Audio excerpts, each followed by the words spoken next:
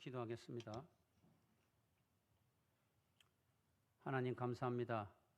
우리에게 거룩한 성의를 허락하셔서 찬양드리게 하시고 기도하며 예배드리게 하시며 이 시간을 우리에게 말씀을 주시니 감사합니다. 주여 말씀하옵소서. 종이 듣겠나이다.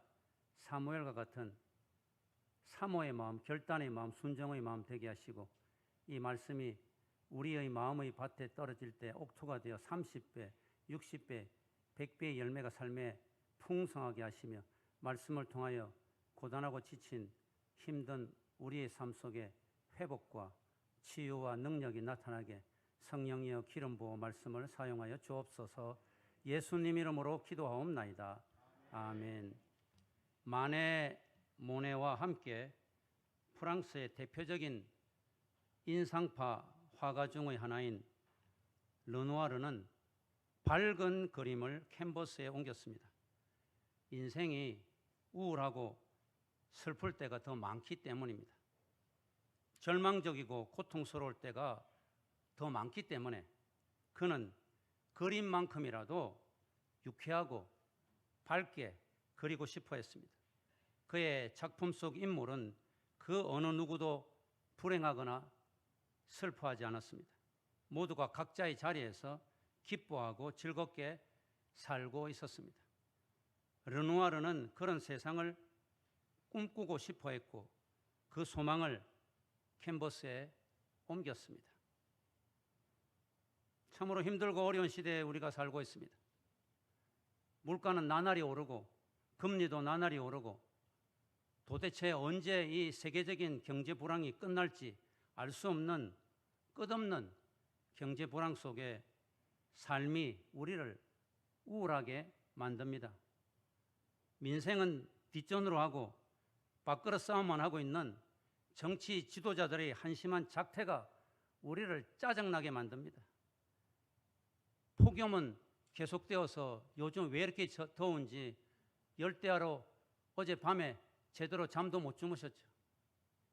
폭염은 계속되고 신종 코로나 변이 바이러스는 계속해서 나와서 이름도 제대로 알 수 없는 켄타우로스인가 이런 희한한 헬라의 그 머리는 사람이고 몸뚱이는 짐승인 이런 것을 붙여가지고 우리가 이 변이 바이러스에 다시 고통을 받으려고 하는 이런 모습 속에서 살고 있을 때 이 작금의 현실이 우리를 고통스럽게 합니다. 사랑하는 성도 여러분, 종말의 시대를 살고 있는 우리는 어떻게 해야 기쁘고 즐겁게 살 수 있을까요? 이 르누아르가 생각한 것처럼 그림만 아름답고 예쁘게 밝게 만들면 우리는 밝게 살 수 있을까요? 유쾌하게 살 수 있을까요? 오늘 본문에 나오는 선지자 엘리사와 선지생도의 아내를 통해서 일어난 사건을 통해서 성경에서 그 해답을 찾아보기로 하겠습니다. 이 역사적인 배경을 보면 열왕기하 4장에서 8장은 북이스라엘 9대 왕인 여호람 시대에 활동한 선지자 엘리사의 주요 사역을 연속적으로 다룹니다. 특별히 열왕기하 4장에서는 엘리사가 행한 5가지 이적을 연속적으로 다룹니다. 지금 오늘 본문의 이적과 함께 그 다음에 수넴 여인이 아이를 가질 수 없는 불가능한 상태에서 아이를 갖게 되고 또 그 아이가 죽었는데 엘리사가 살리는 이런 여러 가지 기적들이 연속적으로 일어나므로 엘리사가 그의 스승인 엘리야의 뒤를 이어 진정한 하나님의 선지자임을 보여주고 있습니다. 오늘 본문 4장 1절에서 7절에는 엘리사의 선지학교에 다녔던 선지생도의 아내가 등장을 합니다.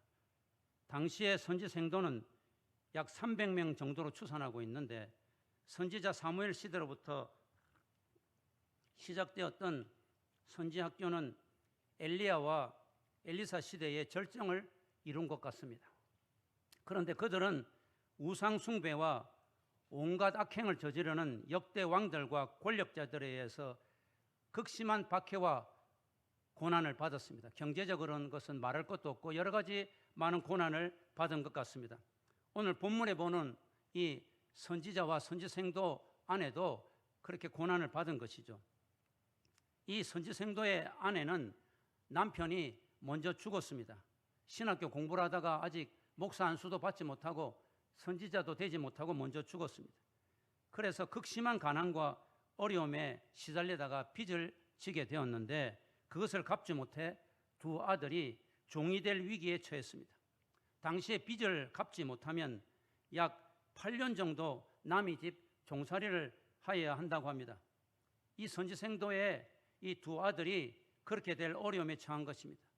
자기 남편이 아직 목사도 되기 전에 가난한 신학생으로 선지자로 선지생도로 많은 고난을 받다가 죽었는데 더군다나 두 아들까지도 이제 남의 집에 종살이를 하게 된 이런 비참한 지경에 처한 것입니다. 이에 선지생도의 아내는 엘리사에게 찾아갔습니다. 오늘 1절에 보니까 부르짖었다 그랬습니다. 이 여인은 참으로 이해하지 못할 역경을 만나서 너무나도 슬프고 고통스러웠을 것입니다. 하나님이 도대체 왜 나에게 이런 어려움을 주시는가?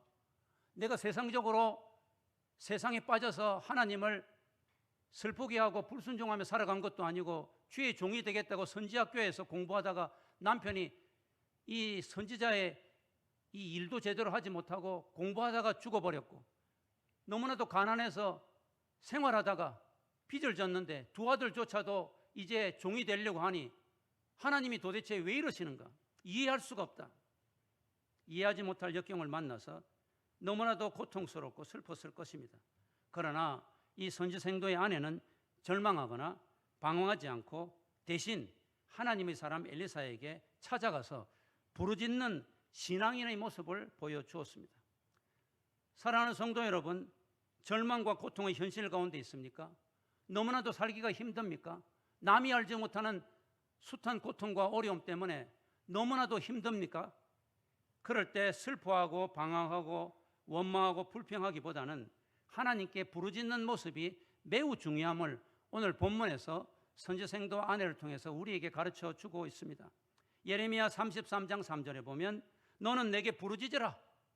내가 네게 응답하겠고 네가 알지 못하는 크고 은밀한 일을 보이리라. 주님이 말씀하고 계시지 않습니까? 하나님은 공경에 처하여 부르짖는 성도들에게 응답하기를 원하십니다.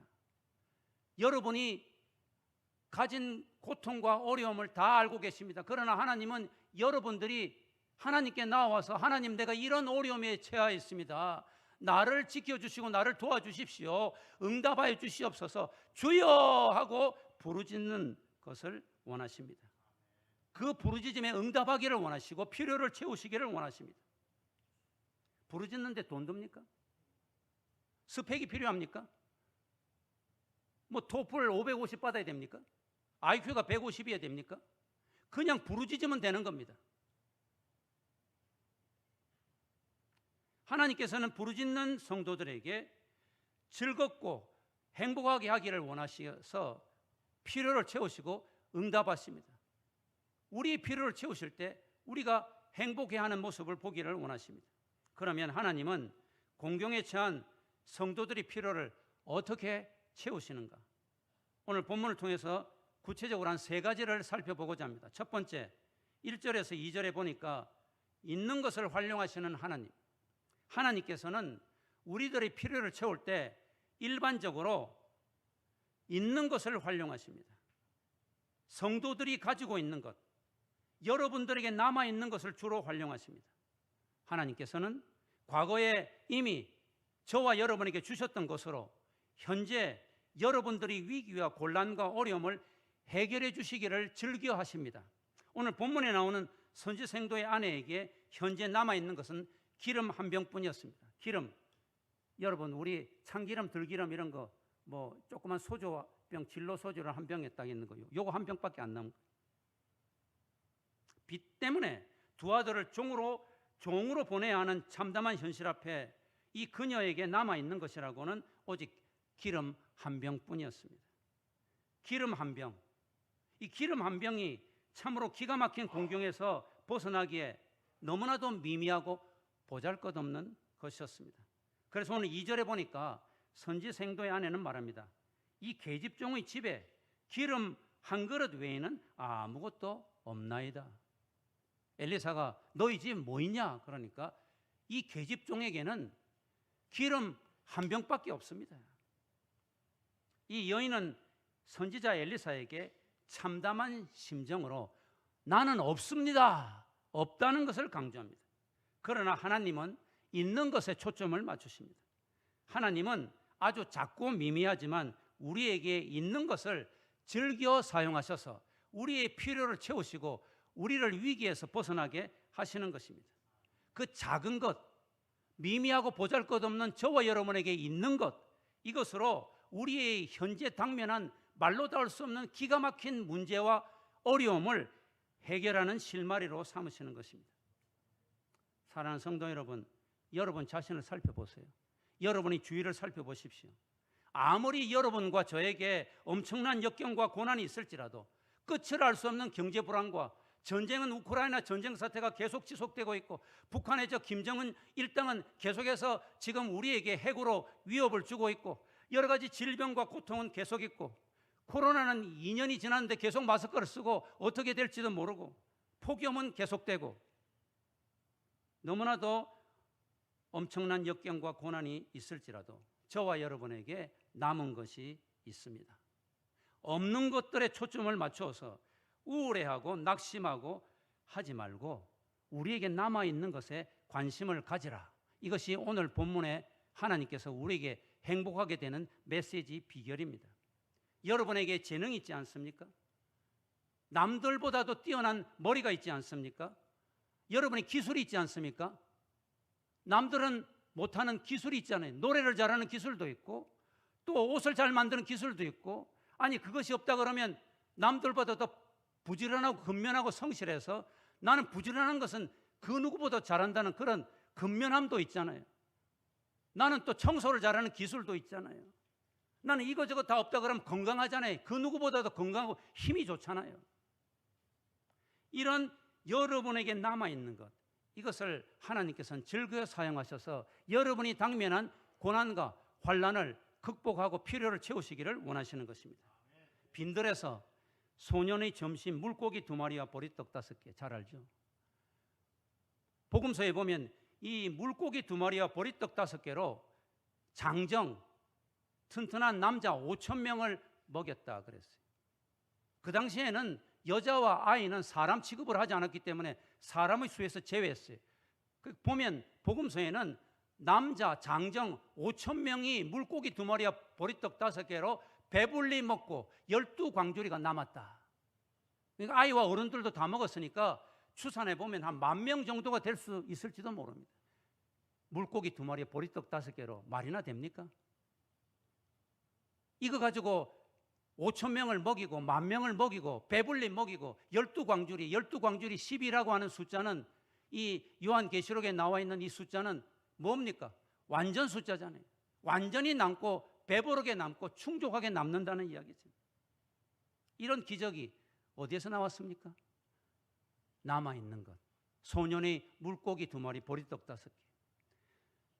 소년 다윗의 물맷돌 하나가 산천조목도 벌벌 떨게 만들었던 블레셋의 용장 골리앗을 무너뜨리는 능력의 도구가 되었습니다. 사울왕과 모든 이 이스라엘의 장군들이 벌벌 떨고 꼼짝을 못했는데 양치기 목동, 형님들이 점심을 갖다 주러 갔던 이 양치기 목동에게 있는 조그마한 물맷돌, 그 물맷돌 하나가 용장 골리앗을 무너뜨리고 블레셋을 무너뜨리는 그런 도구가 되었다는 이야기. 두 번째로 3절 5절에 보면 하나님은 적극적인 순종을 원하십니다. 성도의 필요를 채우시는 하나님은 적극적인 순종을 원하십니다. 신앙은 합리적인 사고를 초월합니다. 합리적인 지식과 사고로는 순종이 불가능합니다. 머리가 좋고 똑똑한 사람일수록 순종이 약해요. 성경에 보면 계속해서 순종을 이야기하고 있지 않습니까? 제가 설교를 할 때도 여러분에게 순종이라는 말을 얼마나 많이 했습니까? 귀에 못이 박히도록 우리 강민석 목사님도 늘 순종을 이야기했을 것이고 그만큼 순종이 굉장히 중요하다는 이야기. 하나님께서 우리를 행복하게 하시고 기쁘게 하고 우리가 정말로 주님 때문에 하하 웃고 즐거워할 수 있는 적극적인 요소가 무엇이냐? 순종이라는 이야기. 하나님은 우리의 적극적인 순종을 사용하셔서 기적을 일으킵니다. 엘리사는 이웃에게 가서 그릇을 빌려오라고 선지생도의 아내에게 명령했습니다. 오늘 3절에 보니까 조금 빌리지 말고 모든 이웃에게, 이 주변에 가까운 내 친한 이웃에게, 빌리고 싶은 이웃에게 뿐만 아니고 이웃 모든 이웃에게 그릇을 다 빌려라, 그렇게 명령했습니다. 왜? 도대체 왜 그릇을 빌려야 되는데? 한두 그릇도 아니고 모든 이웃에게 할 수만 있으면 왜 많은 그릇을 빌려야 되냐? 이 여인은 속으로 투덜거릴 수도 있습니다. 불평할 수도 있습니다. 상식적으로 납득이 가지 않는다. 두 아들이 지금 종으로 팔려가려고 하는 화급을 다투는 순간입니다. 언제 이 빚쟁이가 와가지고 자기 아들들을 끌고 갈지 모르는 마음이 너무 급해 죽겠어요. 이런 순간에 도대체 왜 그릇을 이렇게 많이 빌려오라는 거야? 불평하고 짜증을 낼 수도 있습니다. 그러나 선지생도의 아내는 순종하여서 5절에 보니까 그릇을 많이 빌렸다, 그렇게 말하고 있습니다. 성도 여러분, 하나님은 우리의 믿음을 시험하십니다. 우리의 순종의 속도와 정도를 통해서 우리의 믿음을 시험하십니다. 네가 얼마나 내 명령에 즉각적으로 빨리 순종하는가. 어떤 사람은 그 자리에서 순종하고, 어떤 사람은 하루 지나서, 어떤 사람은 한 달 지나서. 순종의 속도는 믿음과 비례한단 말이에요. 순종의 양은 어떤 사람은 난 2번만 순종하고 다음에는 안 할래. 언제든지 순종을 100번 하는 사람, 한 번 하고 하는 사람, 하나님께서 누구에게 더 기적을 더 많이 일으키시겠느냐, 누구에게 필요를 더 채우시겠느냐는 이야기. 하나님은 순종의 분량만큼 응답하십니다. 사랑하는 성도 여러분, 하나님께 응답받을 만큼 순종의 그릇을 준비하십시오. 여러분 그때 행복과 기쁨을 여러분으로부터, 하나님으로부터 얻을 것입니다. 얼마만큼의 순종의 분량을 준비하고 있느냐? 순종의 분량은 작으면서 하나님께서 나에게 응답하시고 나에게 필요를 채워주시지 않는다고 혹 불평하고 원망하고 있지는 않는가? 우리 주님께서 말씀하십니다. 너의 믿음대로 되리라. 선지생도의 아내의 순종이 기적을 낳게 하였습니다. 하나님께 부르짖는 것 외에는 아무것도 할 수 없었던 여인입니다. 이 여인에게 오늘 본문에는 이 여인에 대해서 말하는 이게 없어요. 뭐 이 여인이 굉장히 미모가 뛰어나다든지 아니면 머리가 굉장히 좋다든지 총명하다든지 뭐 등등 여러 가지 세상적인 어떤 그런 모든 스펙을 이야기하고 있지 않아요. 조건을 이야기하고 있지 않아요. 그녀에게 오직 필요한 것은 하나님께 부르짖는 것이었고, 또한 하나님이 말씀하셨을 때 순종하는 것이었습니다. 그랬을 때 그녀의 위기와 그녀의 슬픔과 그녀의 고통과 아픔이 해결되는 역사가 오늘 나타나고 있습니다. 사랑하는 성도 여러분, 하나님은 저와 여러분의 외모나 사회적인 신분이나 능력을 보는 것이 아닙니다. 세상 사람들은 경영 논리와 세상의 처세술에 어떻게 하면 좋은 학벌을 갖고, 어떻게 하면 머리가 좋고, 어떻게 하면 사람들 처세술이 좋고, 어떻게 하면 좋은 조상의 그런 혈통을 이어받고, 얼마나 내가 세상의 스펙이 뛰어난가, 그걸 가지고 승부가 결정된다고 말하고 있습니다. 그걸 통해서 절대로 우리가 행복해질 수 없고 우리가 기쁨을 누릴 수 없고 우리의 필요를 채울 수 없음을 오늘 선지생도의 아내를 통해서 보여주고 있습니다. 순종을 보신다는 이야기. 엘리사는 빌린 그릇들에게 기름을 부으라고 4절에 명합니다. 고작 있는 것은 작은 기름 한 병밖에 없는데, 기름 한 병밖에 없는데, 오늘 이거 누가 갖다 놨는지 너무 좋은 시청각 이 제목이네. 예? 아니 이거 지금 부으면서도 이 여인은 이거 짜증나. 이거 지금 부는데 이 많은 그릇에다가 이걸 다 붓는다고 이거 되겠어 이거? 그러면서 이게 실감 안 나겠어요 이게?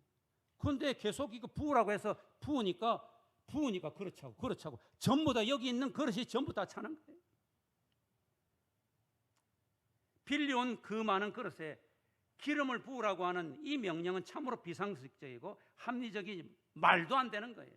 그런데 선지생도의 아내는 시키는 대로 두 아들과 함께 들어가서 5절에 보니까 문을 닫고 모든 그릇에 기름을 부었다. 문을 닫고라는 표현은 여러분, 이 성경에 나와 있는 이런 표현들을 여러분 세심하게 살펴봐야 돼요.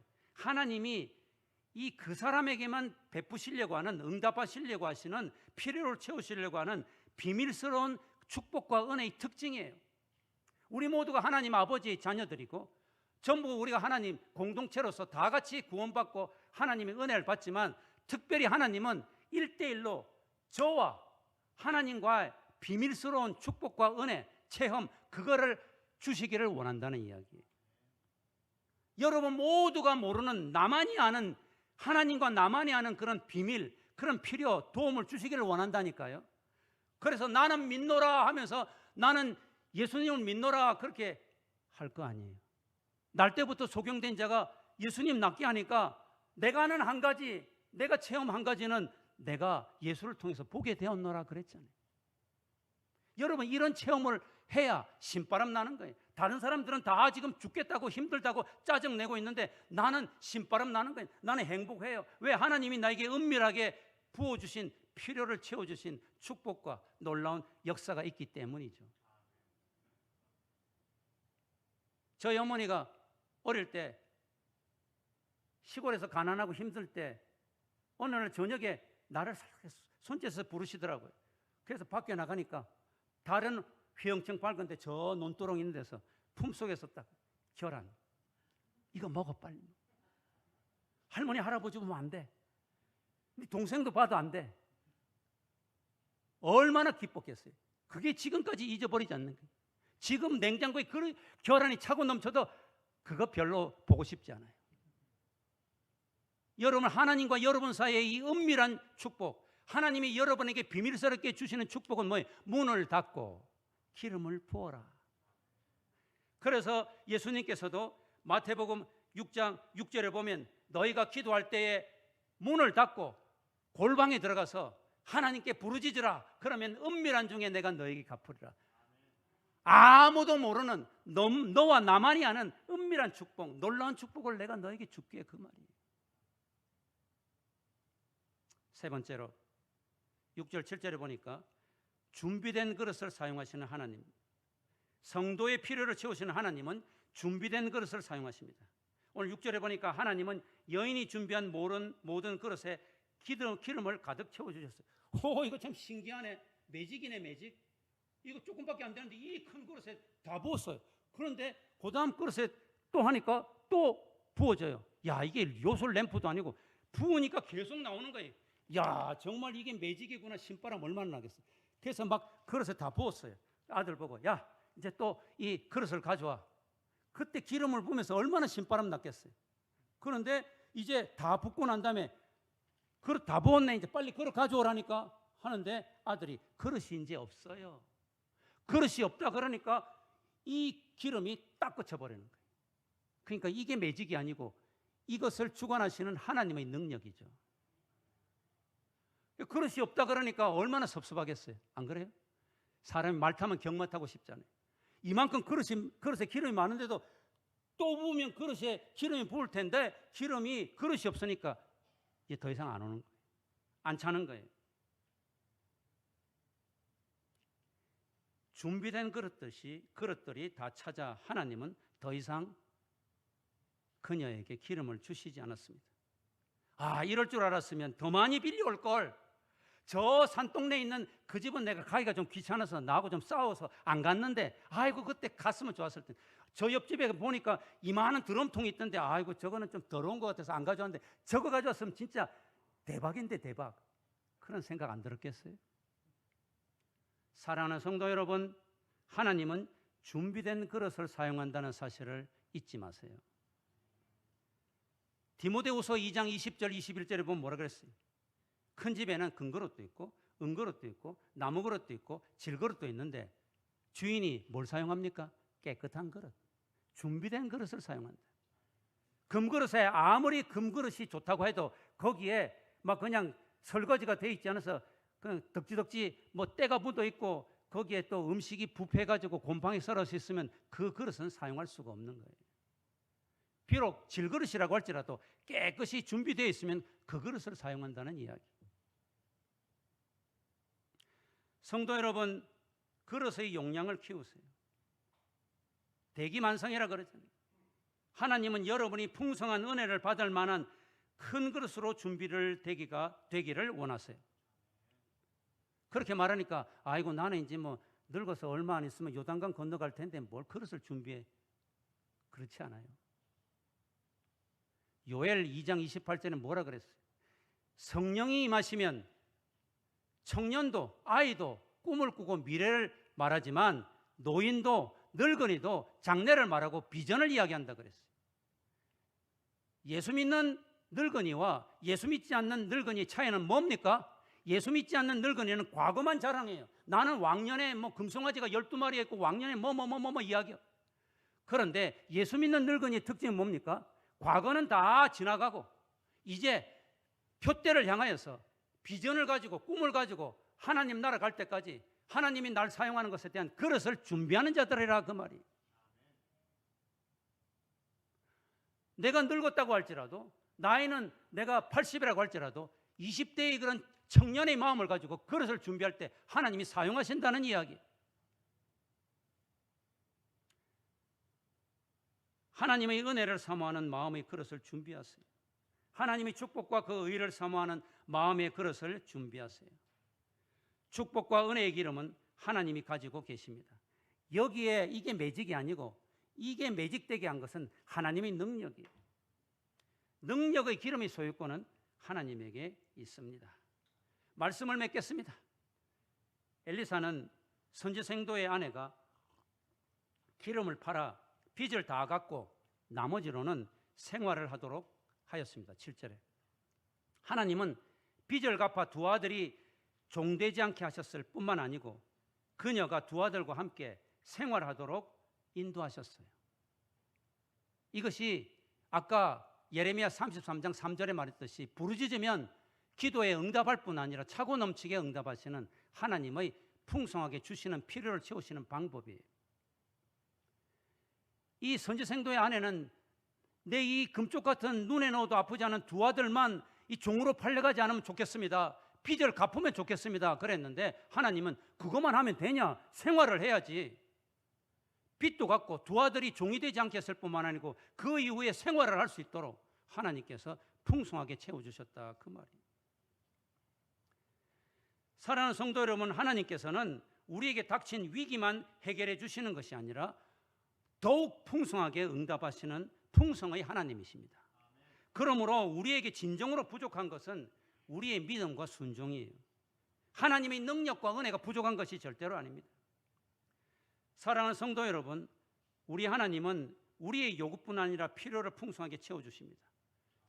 사도행전 3장 1절에서 10절에 보면 성전 미문에 날때부터 안전뱅이가 있죠. 그 안전뱅이는 날마다 오늘은 얼마나 내가 돈을 많이 구걸해서 돈을 얻을까? 날마다 돈을 요구하고 빵을 요구했습니다.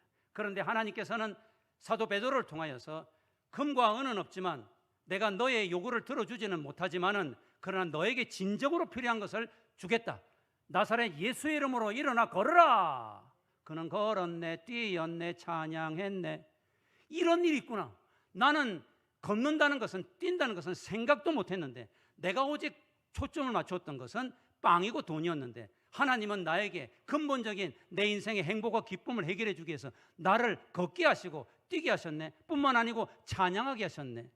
찬양하였다는 것은 내 육신적인 질병만을 고친 것이 아니고 나의 영혼을 고쳐서 내가 이 땅에서의 필요만 채우는 것이 아니고 하나님 나라에서 영원한 삶을 살 수 있는 영원한 필요를 채워주셨네. 그는 뛰었네, 걸었네, 찬양했네. 순서가 바뀌긴 했어도. 사랑하는 성도 여러분, 하나님은 이 땅에서 우리의 육신적인 필요를 채워주시기를 원하시는 우리의 아버지십니다. 뿐만 아니고 우리가 이 땅에서 일시적인 필요를 채우는 것으로 끝나는 것이 아니라 영원한 하나님 나라에서 주님과 함께 영원한 필요를 채워가면서 주님과 함께 영생과 안식을 누릴 수 있는 그 하나님 나라를 예비하신 우리의 아버지십니다. 우리가 하나님 나라에서 영원히 하나님과 영생의 삶을 정말 행복하게 누리고 살 수 있다는 그 징표로 이 땅에서 기적을 일으키시는 거예요. 표적을 일으키는 거예요. 오늘 이 선지생도의 아내에게도 그런 표적을 일으킨 거예요. 그러므로 우리는 이제부터 어떻게 해야 되겠느냐? 건강하려고 하면 어떻게 됩니까? 요즘 건강하려면 첫째, 운동을 꾸준하게 해야 되겠죠. 운동 열심히 하겠다고 이제 의사들이 운동 열심히 하라 그러니까 헬스에 돈을 10만 원 주고 12개월 끊어놓고 4월 딱 가고 안 가. 그래가지고 제대로 건강해지겠어요? 음식을 관리를 잘해서 짜고 매운 거 기름진 거 먹지 말라고 하는데 그래도 나는 기름진 게 몸에 좋아, 입맛이 땡겨, 그러면서 계속해서 그렇게 음식을 꾸준하게 관리하지 않으면 되겠어요? 안 됩니다. 내가 꾸준하게 운동을 하고 꾸준하게 음식을 관리해야 근육이 늘고 건강 체질로 바뀌고 내공이 생기죠. 마찬가지로 영적인 훈련도 꾸준히 해야 영적인 내공이 쌓입니다. 다시 말해서 하나님께서 우리의 필요를 채워주시기 위해서 오늘 세 가지를 배웠잖아요. 남아있는 것에 집중하라. 그런데 왜 자꾸 없는 것에만 초점을 맞추고 있습니까? 돌아봐도 여기를 봐도 나는 없는 것뿐이네. 왜 불평하고 원망합니까? 그러지 말고 이제 나에게 남아있는 것이 무엇인가? 하나님께서 이것을 가지고 어떻게 나에게 행복하게 하시려는가, 기적을 베푸시려고 하는가, 거기에 집중하는 훈련을 하시라 그 말이에요. 순종하는 것에 훈련을 하세요. 나의 똑똑하고 잘난 머리와 지식과 IQ에 의지하지 말고 세상의 합리적인 지성에 의지하지 말고 하나님의 이해할 수 없는 명령에 적극적으로 대단히 많이 순종하는 그런 순종의 그릇을 키우는 훈련을 하시라 그 말이에요.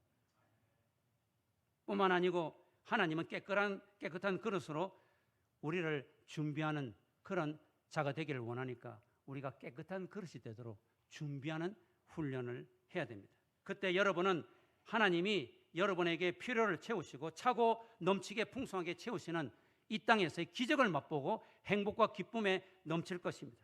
위기 가운데 놀라운 기적을 맛볼 것입니다. 그리하여 슬픔이 기쁨으로, 고통이 행복으로, 절망이 소망으로 바뀌는 축복을 체험하게 될 것입니다. 뿐만 아니라 이런 훈련이 잘 되었을 때 여러분들은 하늘나라에서 영원히 주님과 함께 기쁨과 행복과 감사를 날마다 누리는 복된 하나님의 아들, 딸이 될 것입니다. 이런 여러분 되기를 주 예수의 이름으로 축원합니다.